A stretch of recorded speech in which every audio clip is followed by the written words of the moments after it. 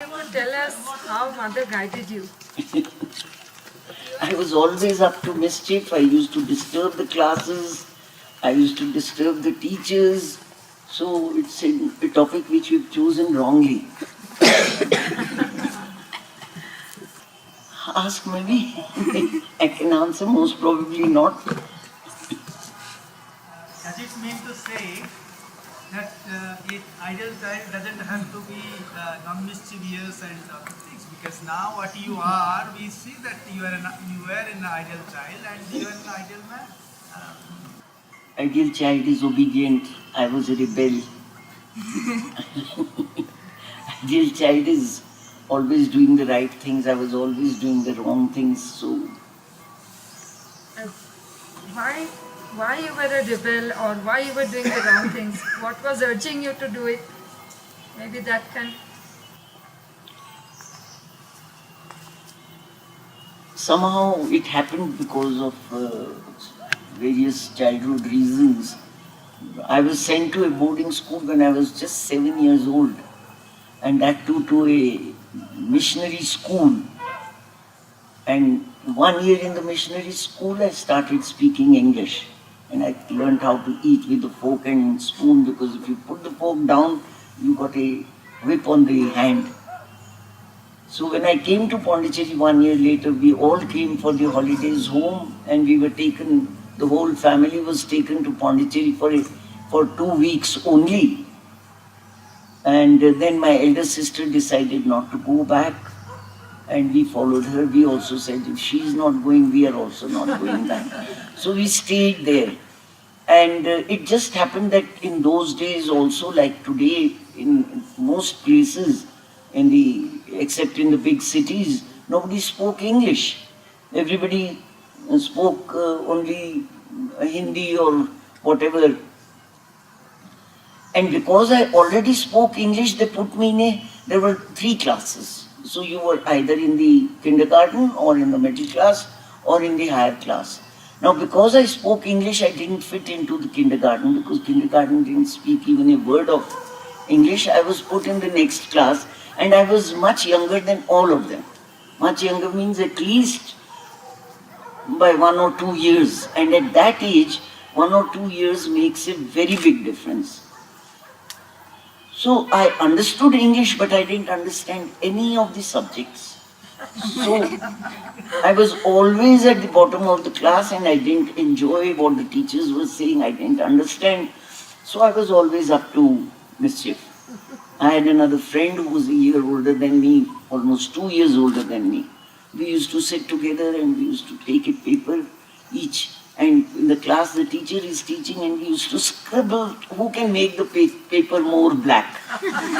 So things like that we were always doing. So the result was that I was not learning anything, and I was myself also probably, I didn't understand at that time what the reason was.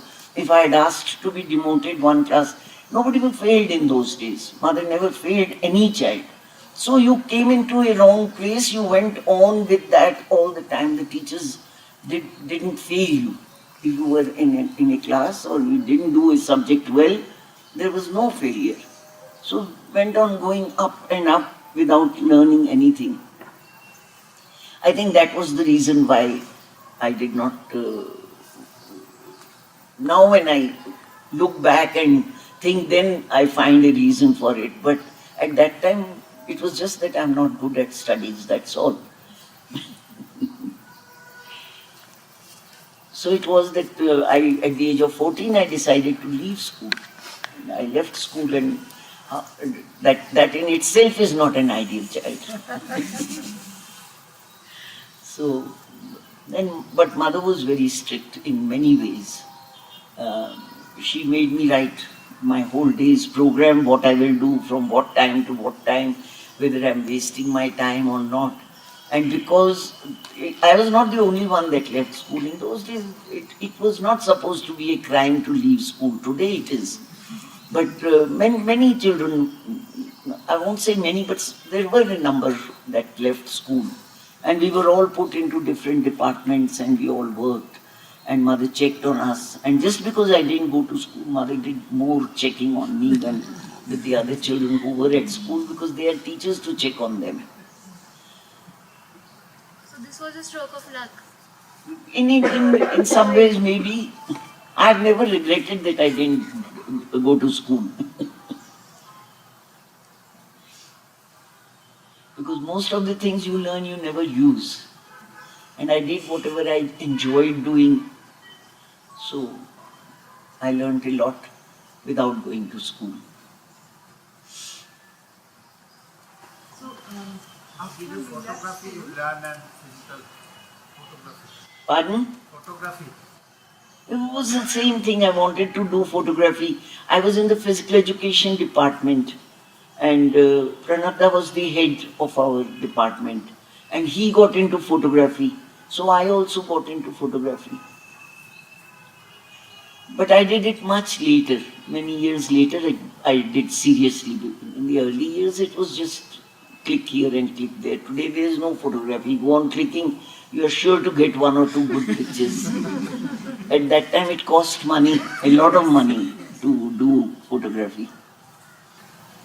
Going back to the booklet that you were reading yesterday, many of us, when we were reading, we felt this rebellious because Pardon?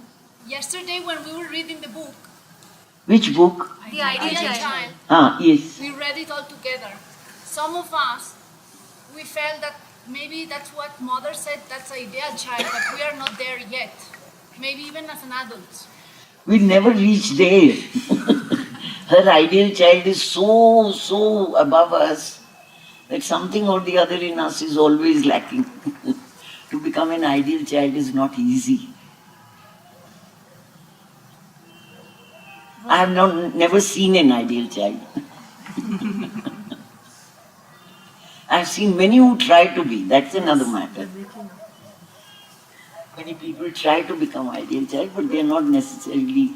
It's not easy with all what she has said. But you said, did you set an ideal in your life that is keeping you going? Whether I set it or not, mother set it before us all the time. Yes. So we did try to move towards that because everybody was there to do what mother wants us to do, and she was our guiding light. So naturally we made the effort. Everybody made the effort. And how much each one succeeded depended on themselves. Mother used to teach at some point of time. She used to teach French and other language. Can you please tell her any incidents or things which you remember? How she used to teach children and No, she was not teaching French as such. She tried to teach us French through Sri Aurobindo's books and her own books. We started with prayers and meditations. We used to have, I was in a class called Wednesday classes. Every Wednesday we had a class. She would read one prayer or she would make us read one prayer. And then she would explain the prayer and then it was always questions answer. Then we would ask questions on that particular prayer. In the early years, there was no recording, the very first few classes. But very soon the wire recorders came, and the 1951 recordings were done on the wire recorder. Those are not there anymore, but they were transcribed at that time itself. And those are there in the volumes, questions and answers, volumes, all whatever mother did in our Wednesday classes from 1951 to 1958 has all been recorded. Later the spool recorders, big spool recorders came. Those also, the spools were so expensive for the ashram at that time that they would be transcribed and then the spool would be rubbed away for the next lesson. But I think 1952 onwards we have all the recordings. But unfortunately you won't understand them because they're all in French. The classes, so not many people listen to those. They are in French, not in English. but the translations have been done into books. Can you share with us one or two moments that were unforgettable for you with mother? There must be many, of course, but one or two. I was sleeping in the class most of the time. I was very, very keen on sports. And I used to do hours of sports, 2 hours in the morning, 2 hours in the evenings. And also, naturally, when the classes are held at the end of the day, and I am sitting next to the mother, so she is looking everywhere else except me, I think. That's a good one. So I used to put my head on her, on the arm of her chair, and I used to go to sleep. It's true, very often I used to go to sleep. So one day I felt guilty. So I told her, I said, Mother, I go to sleep every time in your class because I'm so tired. She said, it's better that you sleep than you start thinking other things, because then I can work on you better, because you are quiet and peaceful. So I do my work. And if you are sitting awake and I'm talking and you are thinking of something else, that will distract. So she allowed me to sleep.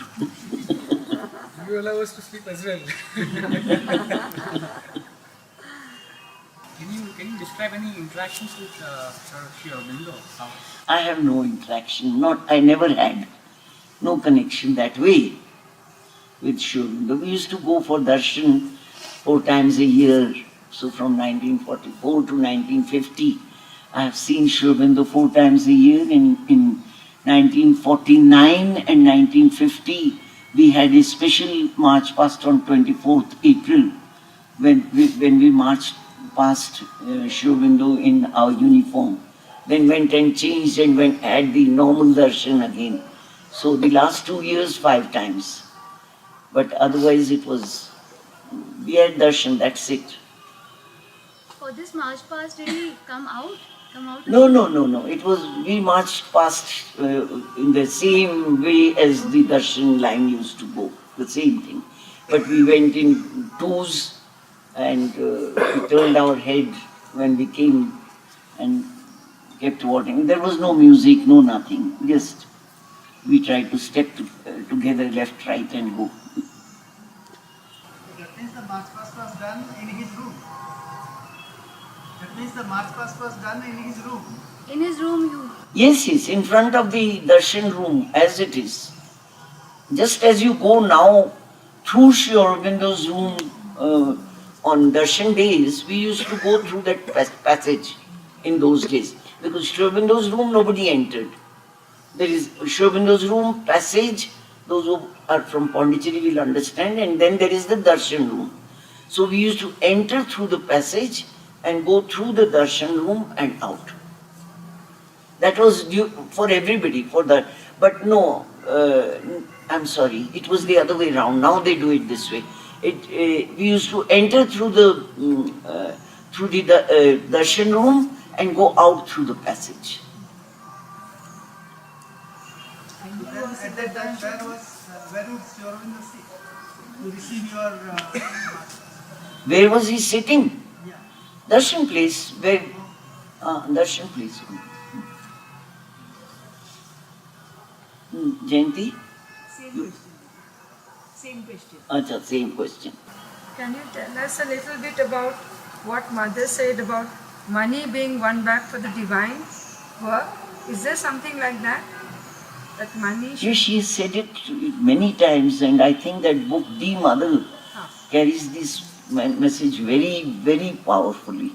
The 4 aspects of the Mother? No, not 4 aspects. The Mother. The Mother.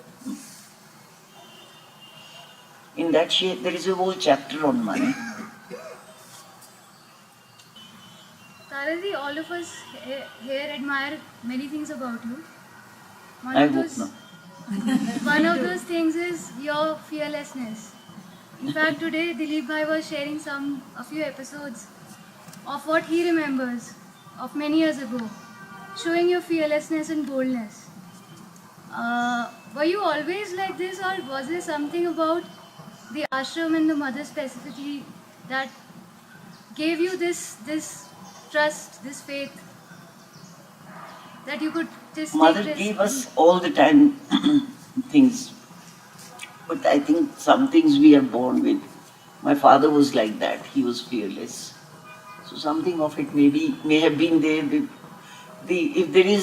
If anybody had any kind of gift or talent or inborn strength, mother always developed it. Always. If somebody was good at painting, she would encourage them to do that. If somebody was good at sports, she would encourage them. If somebody was good in music, she would encourage them. She encouraged everybody with their talents or whatever they had. So probably it was nurtured by the mother, because I never lived with my father until I was quite old, and I lived with her only. Was there any time when somebody maybe complained to her that Tara is being very, very adventurous or very reckless, and she's No, taking there were unnecessary- people to control our recklessness. Yeah. The captains and the heads of the institution, they took. And there wasn't that kind of a thing there. I mean, it was a very, very backward place, Pondicherry. So where to go for adventure except cycling? We used to go on long cycling on Sundays. That was the maximum adventure we did. And you used to go to Auroville also from Pondicherry? Pardon? From Pondicherry ashram. You go sometime to Auroville? I'm the first photographer of Auroville. When Navajat bought the lands, the first lands, then he wanted mother to come and see the lands. Mother said, I am not going anywhere now, so I will not come, but you get them photographed and I will see the photographs. And one was the orchard, there were mango trees and all that. And then I don't remember, there was, I think, Promise, the earliest ones that were purchased by Navajat. So Navajat asked mother, who will do the photography? On those days it was always mother who said who will do what. So mother said, you take Tara with you and get the photographs done. I had just started photographing. So I went, I took the pictures, I made this large prints so that mother could see. By then she was using the magnifying glass. She never wore glasses. She used the magnifying glass. So I made big prints so that she could see them clearly. So I consider myself the first photographer of Auroville. No, we used to go in early years, yes, we would go in. But when these problems started, I was also thrown out of Auroville once. But that's a gone story, there's nothing. Now you go to Auroville sometime. Pardon? Now you go to Auroville sometime. Every time I'm in Pondicherry, I go for a day. Every time. I go for a day, I meet all these people who come from Delhi Ashram, all these Ramnarayan and who are the others? And then I meet all these people who organize here, Jaya and everybody. Then I also meet, I usually go to one of the centers, but I just spend a day there. You go to inside the Matri Mandir. Every time. Didi? After that we have lunch together in Solar Kitchen. And then we go to the solar kitchen, have lunch together. Can you tell us how the youth camp of Nainital began? With what concept? I left Pondicherry only for a while. I was wanting to travel abroad. So I left Pondicherry in 1976, 3 years after mother passed away. And I spent 2-3 months with my father, and then I felt that I could do some solid work there. And so I stayed on with him. Then in 1978, during the mother's centenary, we actually 1 year before, from 1977 to 78, we were celebrating the mother's centenary, and we had a big meeting with all the devotees of Delhi, and everybody said what they would like to contribute for the centenary. There were not many programs that in those days people could think of. So I said I will do a youth camp in Nainital. At that time, this building had just been purchased, 10 years already, no, Nalinji? Which year did we get this building? 1966. And this was 1977. So the school children used to come every year. There was not a single bathroom toilet here. My father built 2 or 3 bathrooms and 2 or 3 toilets down. And in the whole building there was absolutely nothing. It was in a very dilapidated condition. And we decided to do a youth camp. And I think we charged 500 rupees for 15 days in Nainital, from Delhi to Delhi. That means it included, we had a bus in those days. The school had a bus which was also in a very dilapidated condition. And in that bus there were about 50 people, and we stayed here for 15 days. That is how the first camp started, and everybody enjoyed it so much that they said we should keep it up. So in that year we did 3 camps, but the other 2 camps we did in Delhi and they were complete failures. So the second camp I had only 3 registrations and I started crying. So my elder brother said, no, don't, I will look. He was also on the committee of another school. So from there he got some senior children, and then it became 12 or 15 children, and we had the youth camp in Delhi. But then Nainital always attracted people. The Delhi camp didn't. So it continued. We were doing 1 camp a year, 1 camp a year, 1 camp a year, and then slowly it became 2. Then the government started giving money for adventure programs and for national integration.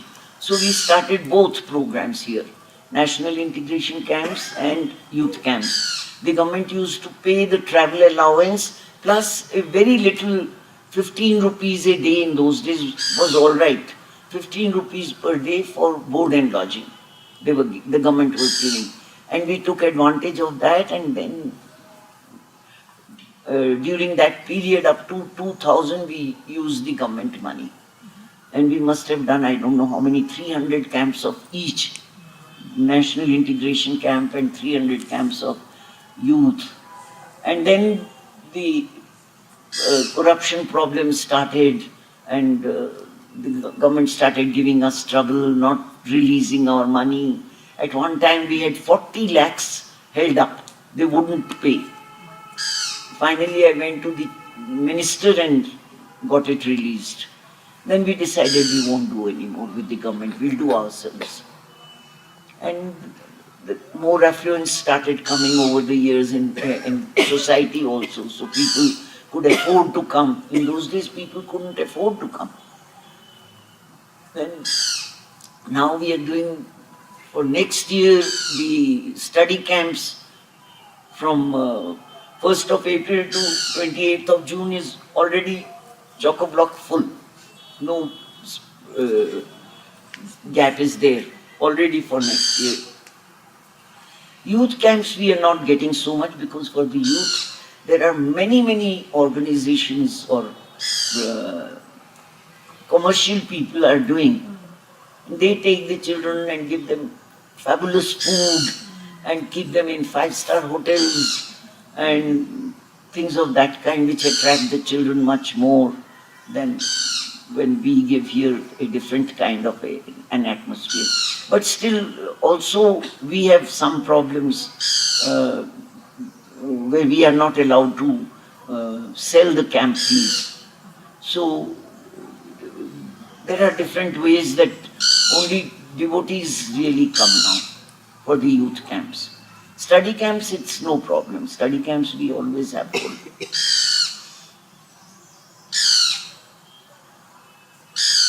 We also do every year 1 or 2, at least 2 camps for economically weaker sections. We do totally free 7 days camp for them. without charging a penny.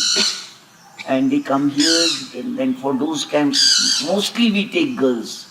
And we also do taekwondo, yoga in the morning, taekwondo, rock climbing, and in the evening we have meditation and all, talks and all that. They are also very successful.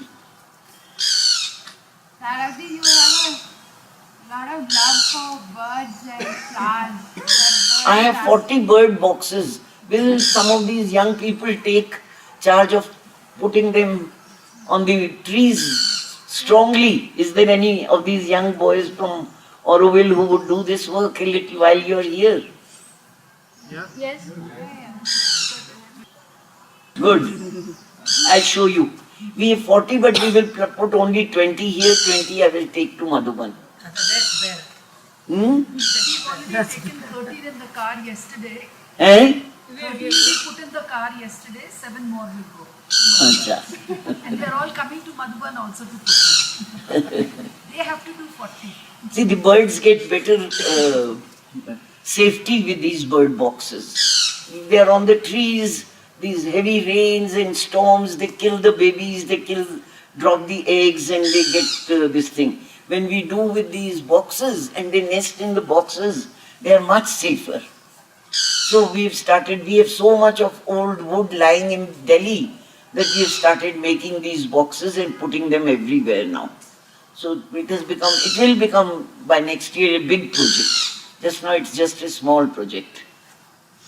So Sarati, how did you develop this love for flowers and birds? Please share. Birds, I don't know how I developed, but I can't follow up because my eyes are so bad I don't see. But flowers, mother did that. We used to go up, 6 girls used to go up every day to meet mother together. And mother's timing kept changing. We used to go during the recess, then it became late, then later, then we used to go after school, then it got later, and as it got later, we got more restless. We used to have to sometimes wait for a whole hour before mother came. And we used to be in that corridor. You have not been that side, it's not permitted. In mother's room, there is a long corridor. And we used to be there. And we used to make a lot of noise. And it was Pavitrada, you know Pavitrada, you must have all heard about him. He was a Frenchman who was mother's driver, and he was very, very knowledgeable, a fabulous person, really a fabulous person, very deep, very dignified and everything. He was guiding all the senior-most children in the school, and beautifully. So it was Pavitrada used to live in the same building on the other side of mother's room. And it was his resting time and we used to make noise. So mother got the idea. First she made a game of precious stones. But there were only a few cards and she got the same picture stuck on them and painted. She herself colored that picture with the color of the stone. Like ruby was red, topaz was yellow and so on. And we started playing with those cards. But it was just, the game finished in 1 minute only. There were so few, we were 6 of us. But that is how she started us, and then she started giving us the flower game. Same thing, but game of flowers. And this game of flowers, she told the ashram artists to paint the flowers. They were taking so much trouble to paint beautiful flowers. They were stuck on a card and the name was written down in the beginning cards. All are in mother's handwriting. And later they became in somebody else's handwriting. There was the botanical name, there was the spiritual significance which mother had given, and there was the common name. All 3 names were there. But we were playing only with the mother's significance. So we started with about 20 cards. And every other day, mother added cards because the artists painted them and they were given to us. towards the end we had as many as 600 cards of flowers.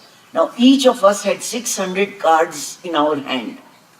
And there was a set, exactly the same significance cards were lying down. You picked up a card, so it said friendship with the divine. Whoever had friendship with the divine would put it down. And the next person would pick up, say, service. So then we all would look at our cards, and whoever had service would put it down. And the person who finished first, all the cards in hand, was the winner. And every day mother gave a prize for it, every day. And that is how we collected I collected a lot of things. And not everybody has kept their things so carefully. I don't know, somehow I have kept all my things very carefully. And now they are Sri Smriti in Delhi. When you people go back, I would like you to see the Sri Smriti in Delhi. So this is the game of flowers with which she, at that time, which year was it that we stopped playing? I think 1958, when mother went away on the second floor. Then it was over, but from 1958, somewhere it must have remained inside. And then when she started answering questions and answers in my notebooks, then I finished, the Friday class was Thoughts and Aphorisms. So when Thoughts and Aphorisms were finished, then she asked me, now what will you do? I said, Mother, let us do the Book of Flowers. And she was happy. So that is the last thing that she did. Every day I was taking flowers to her. She said, I will not write anything with a picture. You have to bring me the flower if you want me to write. So every day, all my morning used to go in all the gardens collecting those flowers, and I would take them up to her in the evening. Then she would write the commentary. If you look in the flower book, there is a commentary, short commentary, but she wrote every day a commentary, and several flowers, 10, 12 flowers a day. That is how we did. And because she would not do without, there were many flowers which she had given the names while in Europe. They didn't exist in Pondicherry. And the ashram gardeners started growing them in the refrigerator. And they succeeded. They succeeded with quite a number of flowers they grew in the refrigerators, so I could take the real flowers to mother. And then also some people brought the flowers when they were coming. On the same day they would give it to me and I would take it to mother. So this way the book, which has I don't know how many, over 1,000 flowers, and that remained inside. So wherever I go, I don't see the houses and roads. I look at the flowers, so I never remember any road. Did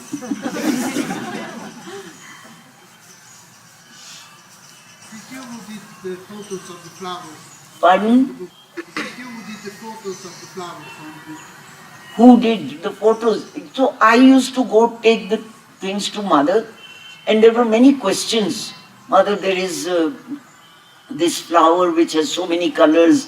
What will be the different names of the colors and all that? Then she would give, and I would come down.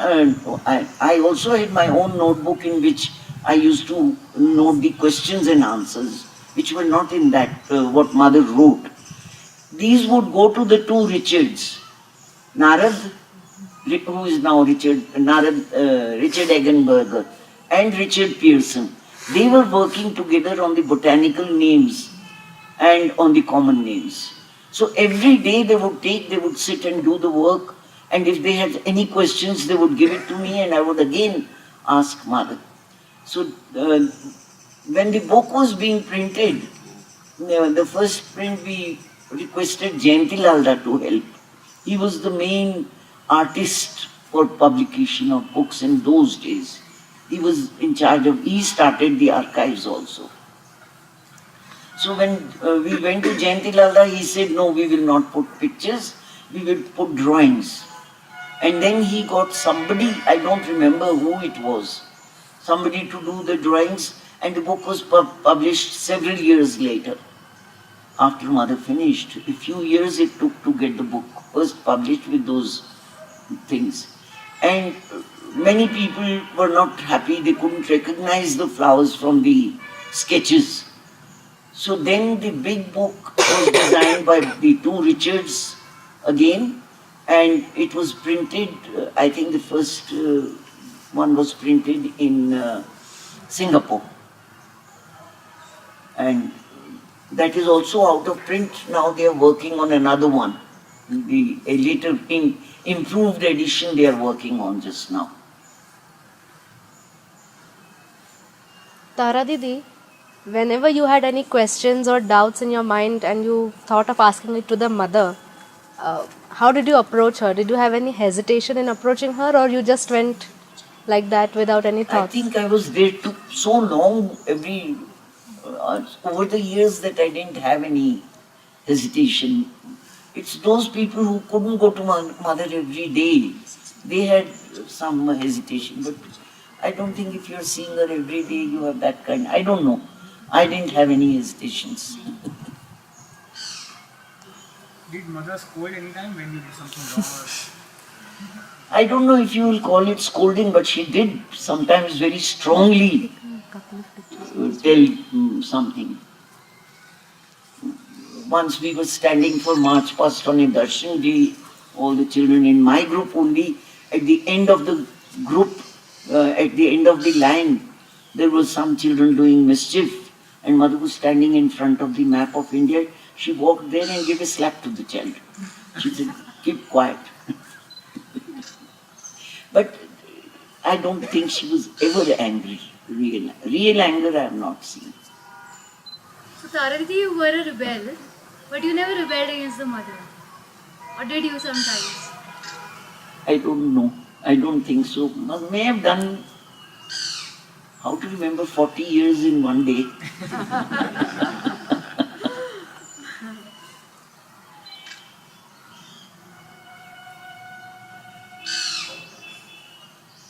But I used to go and say, Mother, I don't want to do this, I don't want to do that, I'll do this, I'll do that. She usually very affectionately would tell you why you should do it or why you should not do it. Then you had no choice.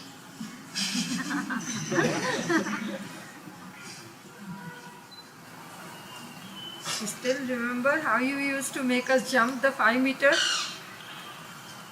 What's your name? I'm Surabhi. Oh, you're Surabhi. Okay, now I'm recognizing you. Okay. So you should tell how I made them, everybody. We would be standing at the edge of the 5 meter board like this. Oh, then she said, no, I can't do it. No, you can do it. I can't do it. There's the coconut tree. Try to hold it. Then you say, 1, 2, 3. Tuck! And we jump. And when you wouldn't jump, then it would be 1, 2, 3. So that's how you had to do. Very inspiring. There was no way coming down back the way you went up. You had to jump down. When the 5 meter board was started, diving board, then everybody was so afraid to jump from there. The first batch, we were several girls and boys who went up and everybody was going on trying, and I was the first one to throw myself. I always wanted to do this, what you call, paragliding I did to celebrate my 77th birthday. Skydiving. No, skydiving from the aeroplane I wanted to do.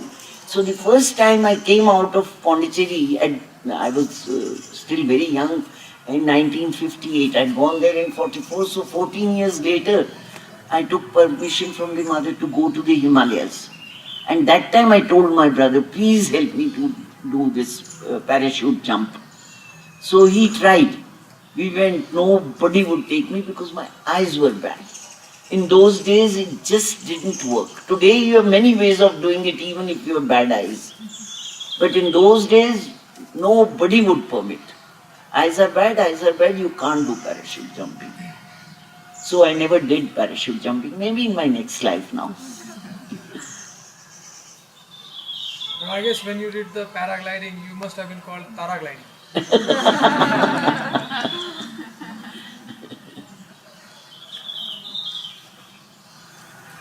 You mentioned your birthday. Would you share with us the birthdays were very special? You once mentioned how you used to play tennis with mother when it was your birthday. Sometimes on your birthdays, sometimes on other days, but usually she did call everybody on their birthday to young people who were playing tennis in Pondicherry. She would call them on their birthdays to play tennis with her in the tennis ground. And many of us have played, and many have played only once, many have played several times, many have played very often. So, my elder brother was a very good tennis player, but he never joined the ashram because he was already much older than the school at that time. So he was the only one that was in Delhi. And he was a very keen tennis player. So whenever he was in Pondicherry, he used to play every day with mother. She used to call him almost every day, as long as he stayed. Then on one birthday, she gave me a tennis racket which she had used. That also she did. The rackets that she used, she would pass on to somebody or the other who didn't have a racket or who didn't have a good racket. There were many in the ashram who would want to play, but didn't have rackets. Were for us very expensive in those days. So she would give the racket also to people. I don't know how many have preserved them, but mine is there in the Sri Smriti. Any experience of yours with eye contact, mother and yours eye contact? Eye contact. Mother had eye contact with everybody. How was your My experience? father used to say she x-rays us every day. She used to hold everybody's hands and look straight into the eyes of people. And that was every day and with very many people. When you asked her the permission to go to the Himalayas, what was her first response? Oh, she was very happy. People usually didn't go out in those days at all. Nobody used to go out, and it was considered bad to go out. As children, we were taught going out means something wrong with you. It was like that when we were small. But I wanted to go to the mountains. I wanted to go and see the snows and Himalayas. And she encouraged me immediately. She said, you go and see. And in my subtle body, I have been all over the Himalayas. I have seen a lot. Now I will see through your eyes, and when you come back, I will see the photographs. So when I came back, I made an album, and she saw each picture with so much interest. Champaklaji told me, you're going to the Himalayas. Everything is here. Mother is here. Himalayas is here. Why do you want to go? And after mother passed away, Champaklaji also went. He went to Tapugiri and to No, after that he went to many places. He travelled a lot. Every year he used to come. And every year I used to take a group of 50 people for high altitude treks. Every year. And Champaklaji would invariably go with us. And he has been with me to Amarnath. He has been with me to Badrinath, Kedarnath, Gangotri, Jamnotri, everywhere. Then once the doctors told me, don't tempt him. So I was not even telling him. He got to know. He got to know that we are organizing. Why did you not tell me? I said, Champaklaji, the doctors have said no. Who are the doctors? Are they responsible for my life? How can they say anything? What does it matter if I die here or die in the Himalayas? How does it matter to them? He was very angry with me. But then doctors have said I couldn't take the risk. So I told him, sorry, this time we won't take you. He was very angry with me actually.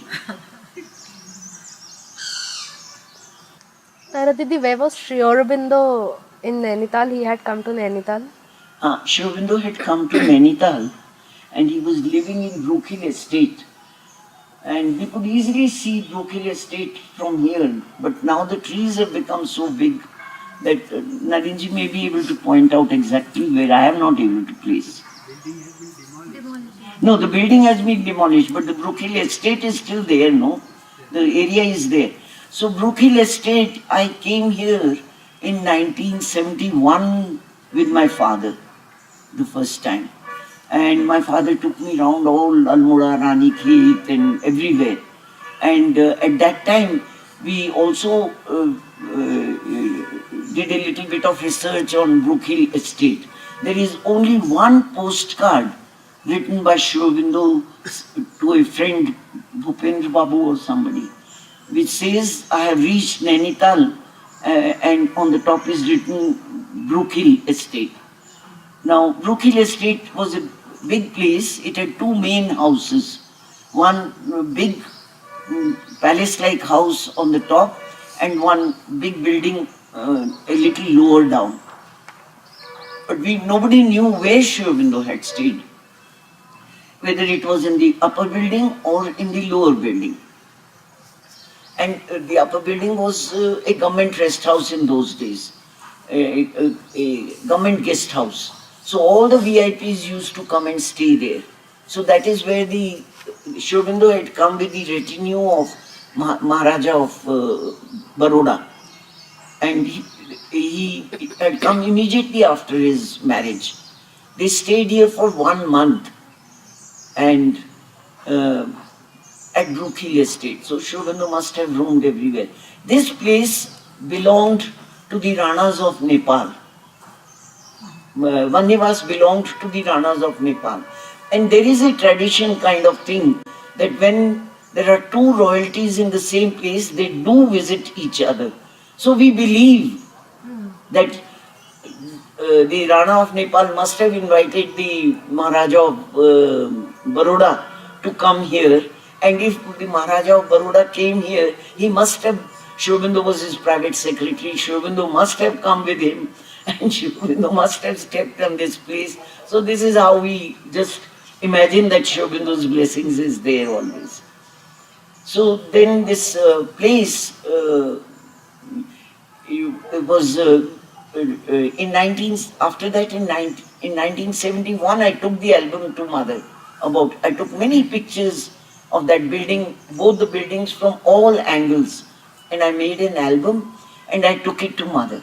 And I said, Mother, this is where Sri Aurobindo had stayed for a month, but nobody knows exactly where he stayed, whether in the upper bungalow or the lower bungalow. So mother went into a trance. And after some time, when she opened her eyes, she said he stayed in the upper bungalow. So that got established, that Sri Aurobindo had stayed in the upper bungalow. Then in 1972, the local devotees, they were celebrating Sri Aurobindo's centenary. And they decided to do it in that building. And the government permitted. So in the lower, क्या बोलते हैं उसको, नीचे जो जगह जहाँ पे इन्होंने किया था, है reception, it's like a big veranda on the ground floor from where the staircase used to go up. And there on the mantelpiece, I think it was a fireplace, they put Mother's and Sri Aurobindo's photos, and they had meditation, and there was a devotee who used to play the sitar. So he was in Almora. So the devotee from Almora was invited to play the sitar also. They played, I don't know what the program was, but they had meditation, he played the sitar, and then there were some talks and lectures and all that sort of thing. And while this gentleman was playing the sitar, suddenly he threw his sitar and he said, ran upstairs. Sri Aurobindo lived in room number 3. Sri Aurobindo lived in room number 3. Somehow that got established, that Sri Aurobindo lived in room number 3 of this Brook Hill Estate upper bungalow. Then several years later, we were having a camp here, and we used to invite Chote Narayanji also every time to come and give talks to the study campers and all that. Then Chote Narayanji and I stayed on after everybody had gone away. We stayed on, and my father said, take the jeep. My father was also here. He said, both of you take the jeep and go to Lucknow. And go to Lucknow and get this house from the governor, because the governor was C.P.N. Singh, who was known to the ashram.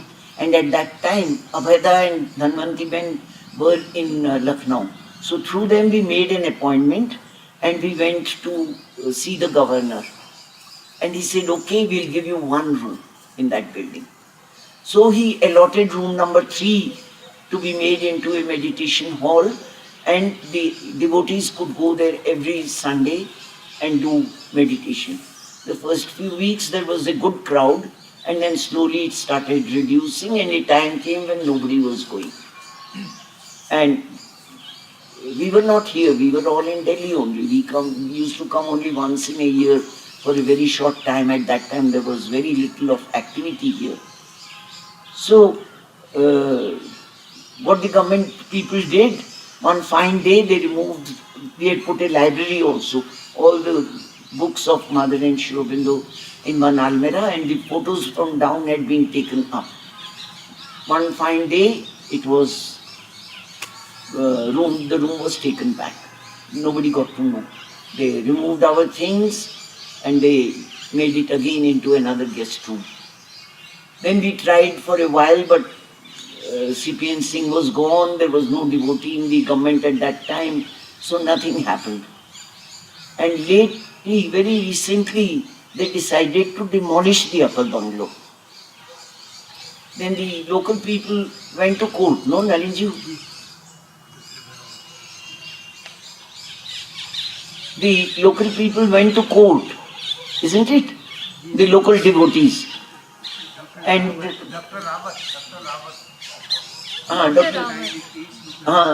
they went to court to say that this Sri Aurobindo had lived in this house, so it should not be demolished.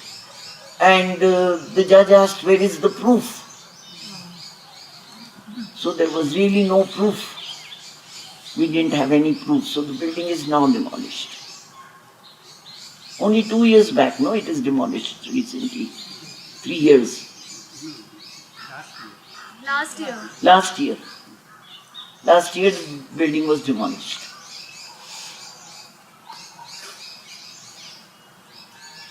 Saviti, after having done so much at this stage of your life, what is your aspiration? My aspiration? No, work for Mother. I'm not capable of doing anything else.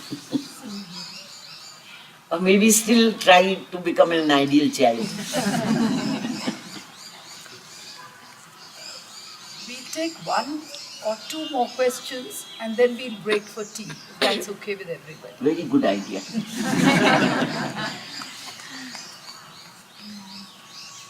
Did Mother drink coffee? No tea, no coffee.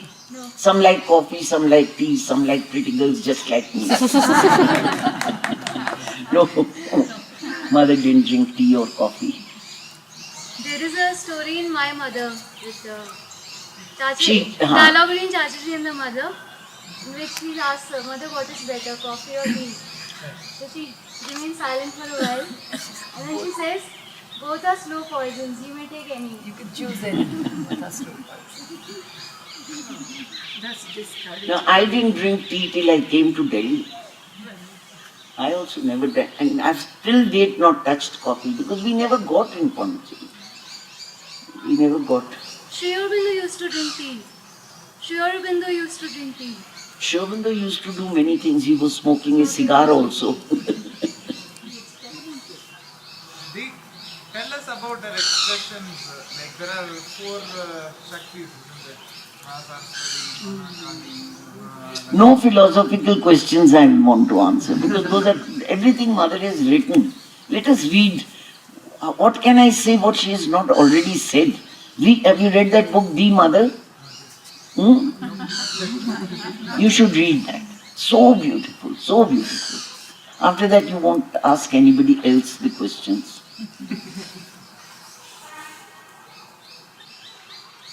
Okay, 2 questions finished. No, there are questions. Okay, so these will be the final. Okay. After seeing all this work which have been done through the Nirmal and Aurobindo between Ashraf and Aurobindo, do you feel there is separation from There is Ashraf? what? Separation, different. Difference. Separation. See, it doesn't matter what I think. She is doing her work. We should only have faith in that. What I think or don't think is unimportant. Who is doing all that? Not me and you, no? So why should we have an opinion about it? She is doing her work. There are always ways of doing. She will do whatever it is. All this is on the path. Because why I ask is when I live in Aurobindo, I feel also I'm connected to the ashram. I feel I have same connection with Aurobindo and ashram also. So that's why I just So what's wrong with that? It's very nice. yeah, I love that. I'm Good. just trying to know if you feel also the same. Because great. You should never bother what other people feel. You should only bother what you get from above. That's all. In school time, we always think that after 10 years or 15 years, we want to be this career I like to choose and everything. So what was your career, and have you ever put that in front of mother that I want to be this and that, and is there any comments and like that? No, somehow at that time, life was very simple. There was no career. We never saw a career. I tell you, Pondicherry was a village. There were only 3 shops in the whole of Pondicherry. One of the vegetable market and the fish market were in a separate place where people were. There was one whole market for these food grains, one shop. There was one shop for clothes, and there was one shop for liquors. That's all. That's all there was in Pondicherry. So you can imagine in what kind of it was a village. Today you go to a very, very remote village, what you find there, it was like that. People were dirty, people were hungry, people had no money. It was very, very backward area. And the full circle of Pondicherry town, if you started from one point on the boulevard and you went full round, was 3 kilometers. That was Pondicherry. Outside the boulevard was only fields and remote villages. And we never went out. It was far, far away for us. And in that 3 kilometers, the French, when they left, 40 toddy shops in that much area they left. So you can imagine what kind of a place it was. So yesterday we were all left with the question of an ideal child. So I think we can move from here for tea with a feeling that wherever we are, if we aspire with all our shortcomings, we can aspire to be an ideal child and discover that within us. And that's what Tara Didi has said. She was naughty, she was everything, and look what she has created for all of us. So I think we just need to go with our own selves. And thank you so much, Didi. Thank you.